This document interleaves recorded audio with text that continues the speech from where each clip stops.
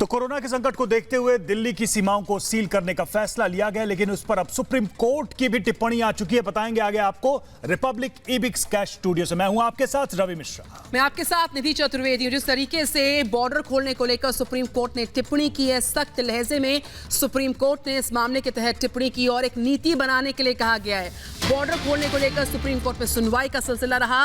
राज्यों के बीच में एक नीति बनाई जाए, सप्ताह भर के भीतर ये नीति बनाई जाए, ये कहा गया है सुप्रीम कोर्ट की तरफ से। राज्यों के बीच एक सप्ताह के अंदर एक नीति बनानी होगी। कोरोना संकट की वजह से दिल्ली एनसीआर की सीमाएं चूंकि सील है, लोगों को आवाजाही में तमाम दिक्कतों का सामना करना पड़ रहा है। लिहाजा सुप्रीम कोर्ट ने जो जनहित याचिका दायर की गई थी सुप्रीम कोर्ट में, उसके मद्देनजर यहां पर सख्त लहजे में टिप्पणी की कि एक सप्ताह के अंदर नीति बनाओ।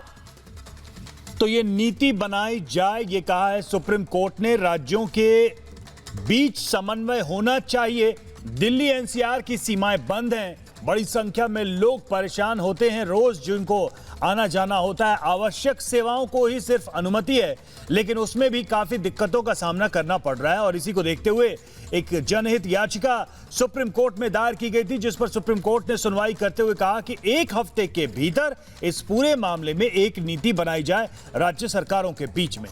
तो राज्यों के बीच में बेहतर तालमेल होना बेहद जरूरी है, क्योंकि जिस तरीके की समस्याएं सामने आ रही हैं और जो जनहित याचिका दायर की गई दिल्ली एनसीआर की सील सीमाओं को लेकर, सुप्रीम कोर्ट ने इस मामले पर सुनवाई की। सख्ती भरे लहजे में कहा कि सप्ताह भर का वक्त आपके पास है, आप नीति को निर्धारित कीजिए। एक सप्ताह के अंतराल में इस पूरे मामले पर बॉर्डर खोलने को लेकर सुप्रीम कोर्ट में सुनवाई हुई और उस पर सुप्रीम कोर्ट की टिप्पणी, सप्ताह भर के अंदर राज्यों के बीच जो है एक नई नीति को निर्धारित किया जाए, बनाया जाए। तो सुप्रीम कोर्ट की ये टिप्पणी है इस पूरे मामले पर जो जनहित याचिका दायर की गई थी। लगातार तस्वीरें हमको मिल रही हैं, हर दिन ये स्थिति देखने को मिल रही है कि जो सीमाई इलाके हैं, और खासकर जो उत्तर प्रदेश से दिल्ली की सीमा लगती है, हरियाणा से दिल्ली की सीमा लगती है, उसकी बात करें तो आज कुछ ढील गुड़गांव की तरफ से तो दी गई उन बॉर्डर्स पे, लेकिन उत्तर प्रदेश की सीमाओं, चाहे गाजियाबाद की बात करें, नोएडा की बात करें, वहां सख्ती अभी भी बरकरार है, जिसका यह नतीजा होता है कि सुबह और शाम दोनों समय में लंबी लंबी कतारें अभी भी लग रही हैं। तो एक तरीके से सड़कों पर भीड़ भाड़ दिख रही है, गाड़ियों की लंबी लंबी कतारें भी दिख रही हैं, और इसको देखते हुए यह जनहित याचिका दायर की गई थी। तो दिल्ली एनसीआर बॉर्डर सील मामला ये जिस पर सुनवाई हुई, बॉर्डर खोलने को लेकर सुप्रीम कोर्ट में सुनवाई हुई और चूंकि लोगों को आने जाने में खासी दिक्कतों का सामना करना पड़ रहा है, जिसके खिलाफ सुप्रीम कोर्ट में जनहित याचिका दायर की गई, जिस पर कहा गया सुप्रीम कोर्ट की तरफ से सख्ती भरे लहजे में कि राज्यों के बीच में बेहतर तालमेल हो, समन्वय हो और नीति को निर्धारित कीजिए। आप एक सप्ताह का 7 दिन का वक्त आपके पास है। इस 7 दिन के अंतराल में आपको नीतियां निर्धारित करनी होगी अपनी, क्योंकि जिस तरीके से कोरोना संकट के बीचों बीच बॉर्डर सील है, तमाम तस्वीरें सामने आ रही है। अखिलेश रॉय हमारे साथ लाइव जुड़ चुके हैं। अखिलेश, एक सप्ताह का वक्त निर्धारित किया जाता है, नीतियों को बनाएं और बताएं कि क्या वो नीतियां हैं, क्योंकि कोरोना संकट के बीचों बीच चौतरफा समस्याएं हो रही हैं। सुप्रीम कोर्ट ने सख्ती भरे लहजे में संज्ञान लेते हुए टिप्पणी की है। अखिलेश, बिल्कुल, हम आपको बता दें कि ये मामला तब आया था जब सुप्रीम कोर्ट के कुछ वकीलों ने सुप्रीम कोर्ट में ये याचिका दाखिल की थी कि आदेश दिया गया है, 29 मार्च का नोटिफिकेशन था सेंटर का कि स्टेट चाहे तो अपनी सीमाओं को सील कर सकता है, लेकिन एनसीआर में ये संभव नहीं है, क्योंकि एनसीआर जो है वो 3 स्टेट को मिलाकर बना है और यहाँ पे किसी एक स्टेट का दबदबा नहीं चल सकता।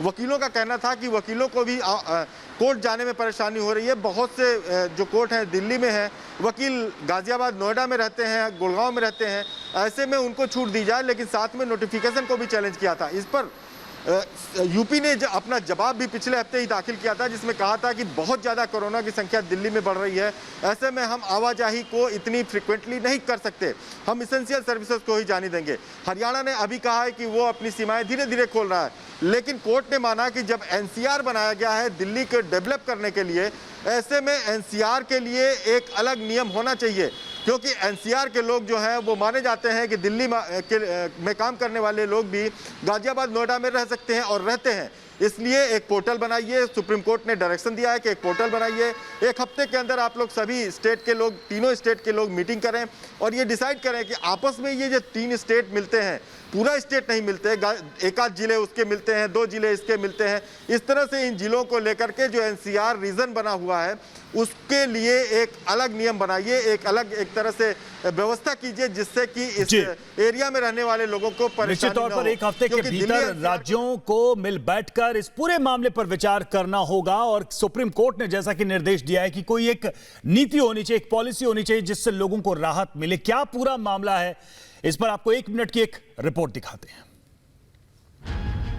केजरीवाल सरकार के बॉर्डर बंद करने के आदेश के खिलाफ आज हाईकोर्ट में सुनवाई होगी। याचिकाकर्ता ने दिल्ली सरकार के दिल्ली की सीमाएं सील करने के खिलाफ याचिका दायर की है, जिसमें उसने 1 हफ्ते के लिए दिल्ली की सीमाएं सील करने के सरकारी फरमान को चुनौती दी है। दिल्ली सरकार का कहना था कि दिल्ली की सीमाएं खोलने पर पड़ोसी राज्यों के लोग दिल्ली में इलाज करवाने आएंगे। फिलहाल कोरोना काल में इसी को ध्यान में रखते हुए सीमाएं सील की जा रही हैं। दायर याचिका में मांग की गई है कि कोर्ट दिल्ली सरकार को सीमाएं खोलने का आदेश दे। याचिकाकर्ता का कहना है कि पड़ोसी राज्यों के मरीजों को सिर्फ दिल्ली में इलाज कराने से रोकने के लिए सीमाएं सील नहीं की जा सकती। लॉकडाउन के चौथे चरण में केंद्र सरकार की तरफ से कई तरह की छूट के बावजूद हरियाणा सरकार ने सीमा को सील कर दिया था, जिसकी वजह से गुरुग्राम जाने वाले यात्रियों को सीमा पर काफी मशक्कत का सामना करना पड़ा। यूपी और हरियाणा सरकार की तरफ से दिल्ली वासियों को रोक दिए जाने पर काफी हंगामा हुआ।